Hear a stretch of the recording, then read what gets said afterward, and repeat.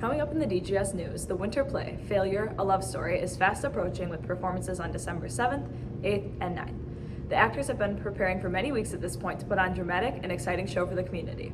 As they are a few days from opening night, it is now crunch time for piecing the show together. Failure, A Love Story, consists of a smaller cast with different roles. The story is about a man who falls in love with a girl who dies.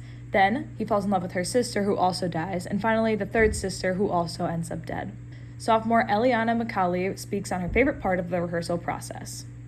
Well, we start out with access considerations, which I love. They're always really funny. So basically, it's a way to tell how you're feeling through some sort of metaphor, like a color or a sound.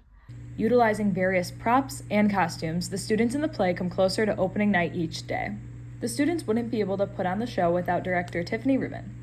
Rubin explains the balance between directing and being a teacher at DGS. Like when I'm teaching, I'm focusing on my teaching things, my grading, my planning, and when it's playtime, I focus strictly on that.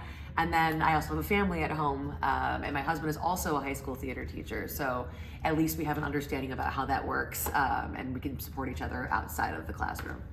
The winter play will be held in the Studio Theater, which is right near the West Events entrance for friends and family to enter and come watch the show. As seen, the performers in the winter play have been working very hard to create a cohesive show. The play opens on Thursday, December 7th at 7 p.m. with 3 opportunities to see. In Downers Grove with the Blueprint News Network, I am Grace Verruga.